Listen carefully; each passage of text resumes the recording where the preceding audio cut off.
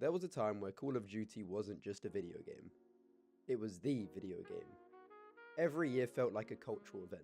Midnight launches filled parking lots with people who had either school or work the next morning but just didn't care.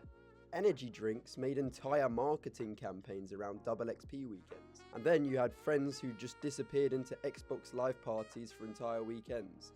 Even people who barely played games knew what Call of Duty was.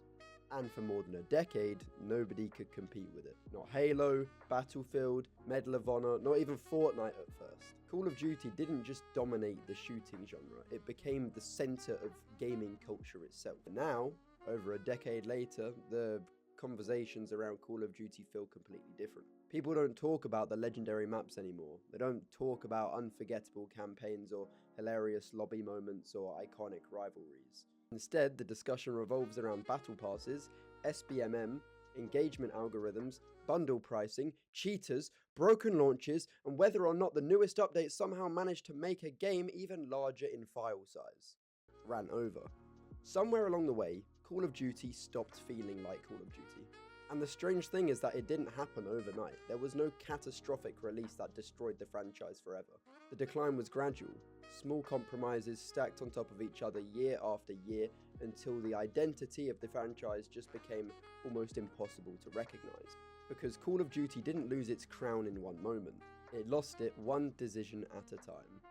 Before Call of Duty ruled gaming, shooters were divided into separate kingdoms. You had Halo dominating consoles, you had Counter-Strike dominating PC gaming, Battlefield represented massive sandbox warfare, Medal of Honor carried cinematic World War II campaigns. Every shooter had a specific identity and a specific audience. Then, Call of Duty arrived and slowly began absorbing pieces of them all. The early Call of Duty games were important because they understood spectacle, they understood pacing, and they understood how to make players feel like they were inside a blockbuster war film rather than simply playing through a sequel of levels. Explosions happened constantly, AI allies screamed orders, buildings collapsed around you. It was chaos designed with precision. But the real revolution came with Modern Warfare in 2007. Call of Duty 4 fundamentally changed the way We'll try that again. Call of Duty 4 fundamentally changed the way multiplayer shooters worked. Creator class gave players customization that felt meaningful, kill streaks rewarded momentum, and prestige systems gave progression an addictive loop. And the maps were compact and carefully designed to keep the engagements happening constantly. The time to kill was incredibly fast, which meant almost every gunfight created an instant dopamine rush. And most importantly, Modern Warfare understood accessibility. You didn't need to memorize complicated mechanics, you didn't need to spend months learning recoil patterns, you could immediately jump in, get kills quickly, unlock new weapons constantly, and feel rewarded every single match. The design philosophy turned Call of Duty into the perfect social game for the Xbox Live era. Entire friend groups literally formed around nightly sessions, and trash talk became part of the culture. And, of course, rivalries developed naturally. So what I'm trying to say is, the game wasn't just competitive. It was like social entertainment at its peak. It was the digital equivalent of hanging out after school. And while older shooters often demanded patience, I stuttered, ignore me, Call of Duty prioritized excitement. Every design decision pushed players towards the one more match quote. I've said it so many times. The simple loop became one of the most successful formulas in gaming history. The stretch from Modern Warfare 2 through to Black Ops 2 is remembered by many gamers as one of the greatest multiplayer eras in gaming history. I will have to vouch. And it wasn't because the games were perfectly balanced. In fact, they were often completely broken. I mean, yeah, just take a look at that. You know what I mean? Anyway, Modern Warfare 2 was absolute chaos. One-man army noob tubes, commando lunges, overpowered kill streaks, and I mean overpowered, honestly. Intervention, quick scoping, and maps designed around constant explosive action. And by modern standards, I think it would have been an absolute disaster. I mean, imagine getting a Black Ops 7 kid. on a Modern Warfare 2 map with Modern Warfare 2 kill streaks. I mean, damn. But anyway, I digress. The players loved it because the chaos created stories. I mean, I think you would remember the moments from old Call of Duty games because the systems allowed insanity to happen organically.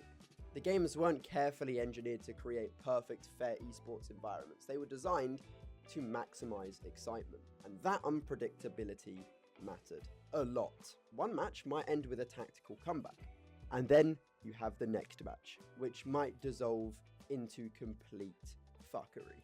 You could dominate one lobby and then get destroyed the next. The randomness created emotional highs and lows that made every session memorable. And there was the social aspect. Modern multiplayer games often feel strangely isolated, despite them technically being connected. Older Call of Duties, in my opinion, felt more alive. So you had open lobbies, allowed players to build rivalries over multiple matches, trash talk carried between games, clan tags mattered, and I mean really if you didn't have a clan tag in Black Ops 2, ooh, bro, you're not cooking, I can't lie. And then friend requests happen naturally after good performances. Call of Duty also exploded alongside YouTube itself.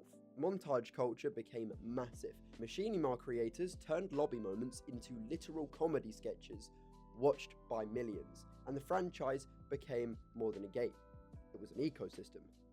And then, wait for it, Black Ops 2 arrived. For many fans, including myself, Black Ops 2 represented the peak of the entire franchise. The Pick 10 system encouraged creativity. League play gave competitive players structure. Zombies was stronger than ever. It will never be beaten. Black Ops 2 Zombies was just absolutely fantabulous, fabulous, amazing, awesome, and beautiful. And the map balanced simplicity with variety. Even the futuristic setting felt restrained compared to what came later. And most importantly, Black Ops 2 still felt confident in its identity. It wasn't desperately chasing trends. It wasn't trying to become every genre at once. It understood exactly what Call of Duty was supposed to be. And that confidence mattered a lot, more than people realized at the time. After Black Ops 2, the franchise began to show some cracks. Ghosts wasn't necessarily a terrible game. Maybe it was. But it felt exhausted. The maps were larger and slower. The color palette felt washed out. The personality that defined the earlier games seemed muted.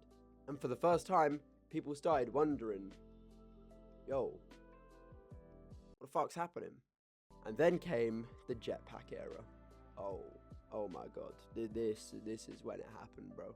Advanced Warfare introduced exo movement. Black Ops 3 doubled down on wall running and futuristic abilities. Infinite Warfare pushed the franchise even further into science fiction. Individually, some of these games were actually mechanically impressive.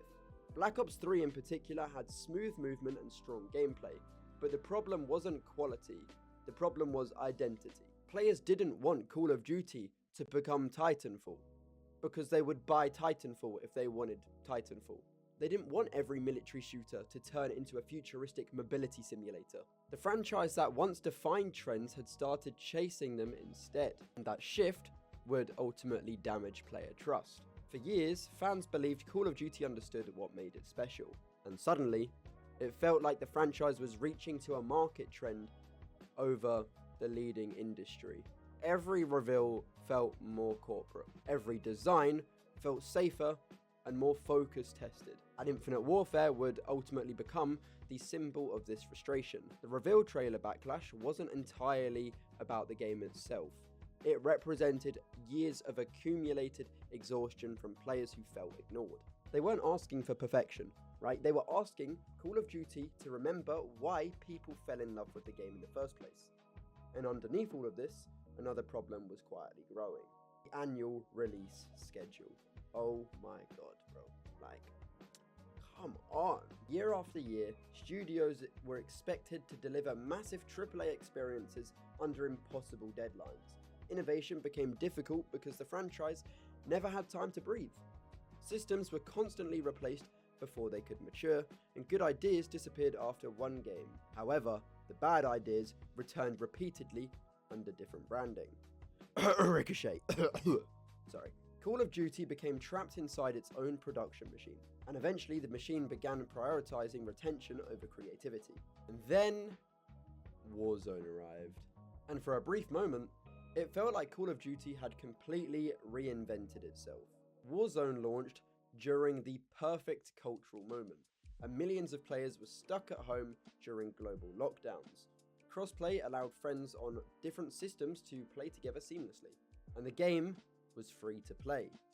So streamers embraced it immediately. Verdansk became one of the most recognizable multiplayer spaces in gaming. Suddenly, Call of Duty dominated again, and Warzone succeeded because it modernized the franchise without entirely abandoning its roots. The gunplay still felt distinctly Call of Duty. The movement still had familiar responsiveness, and the loadout system gave the game a complete, unique identity compared to other battle royales. And the loadout system gave the game a unique identity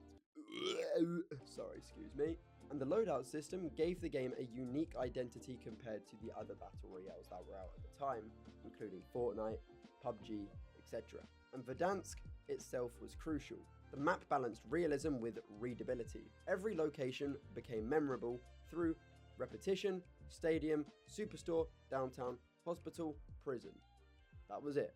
Players developed emotional connections to these places because they became settings for shared stories. And Warzone restored something Call of Duty had been missing for years: cultural relevance. But then Activision made a critical mistake. Instead of allowing Warzone to support the broader franchise began revolving around Warzone. Cold War integration disrupted weapon balance. Vanguard integration pushed the game into thematic chaos. File sizes exploded. Boo. Sorry, I just wanted to thank you for watching. Anyway, back to the video. Sorry I paused it. And menus became increasingly confusing, and the lore then stopped making sense. The identity of the franchise fragmented into seasonable content pipelines optimized for constant monetization. The problem wasn't that Warzone existed. The problem was that everything else started feeling secondary. Traditional multiplayer maps became launch content for weapon grinding. Campaigns felt less essential. Even zombies sometimes seemed disconnected to the franchise's main direction. And Warzone became the center of the ecosystem. Oh dear. And every other mode existed primarily to feed player engagement into that ecosystem. And that shift fundamentally changed how Call of Duty felt to play. Older entries, for example Black Ops 1, Black Ops 2, World at War, Modern Warfare 1, Modern Warfare 2, Modern Warfare 3, all of them, they felt like complete experiences. Modern Call of Duty often felt like a platform designed to maximize time spent inside menus. Modern Call of Duty is actually pretty difficult to define because it tries to be everything simultaneously. It wants to be a competitive esports shooter. Okay, yeah, no problem. Oh, it also wants to be a casual social game. Oh, okay. Oh, by the way, it also wants to be a battle royale platform.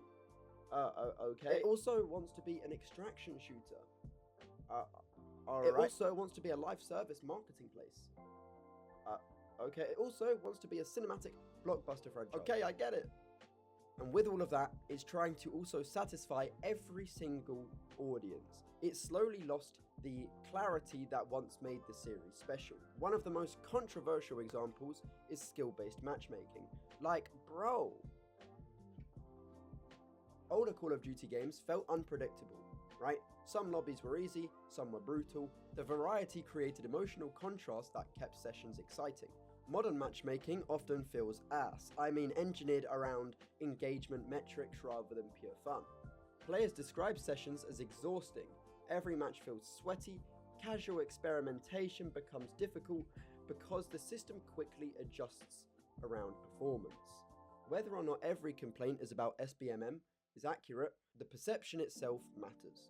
Players increasingly feel like the game is manipulating their experiences behind the scenes. And then there's monetization, which the cosmetics aren't inherently bad. Plenty of games sell skins without damaging their identity. The issue is that modern Call of Duty feels like it's designed around the storefront first and the gameplay second. Seasonal progression systems constantly push players towards unlocks. Battle passes create artificial luxury and urgency. Limited time bundles encourage fear of missing out. At one point, Call of Duty sold a grounded military fantasy. Now it resembles a theme park built from unrelated pop culture references. And the user interface somehow makes everything worse. Modern Call of Duty menus are infamous. Navigating them feels bizarrely complicated. The UI resembles a streaming service more than a video game. Menus lag, downloads fragment across multiple launchers. Players even joke that simply opening the game feels like completing administrative paperwork. These frustrations matter because they create emotional friction before the game even begins. Older Call of Duties felt immediate. You loaded into the game, you invited your friends, you picked a mode, and you started playing. Modern Call of Duty feels layered beneath systems, currencies, menus, and progression tracks. The experience became optimized, but optimization isn't the same thing as fun. And whenever people criticize modern Call of Duty, someone inevitably responds with the same argument. Oh, bro, you're just nostalgic. And nostalgia absolutely exists, alright?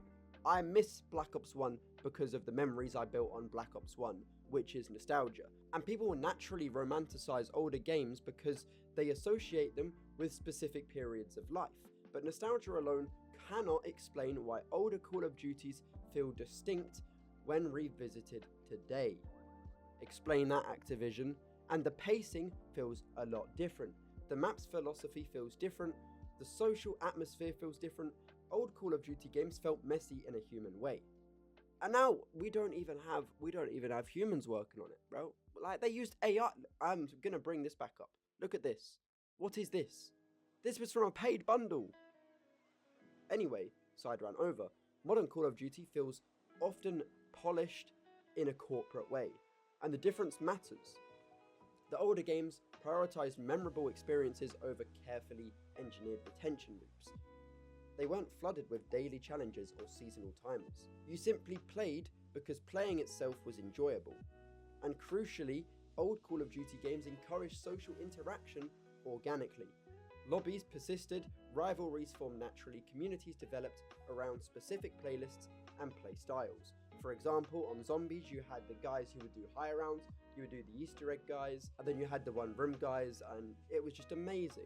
But modern multiplayer ecosystems increasingly isolate players into temporary matchmaking sessions optimized for efficiency rather than connection. And people didn't leave Call of Duty because they quote-unquote grew up.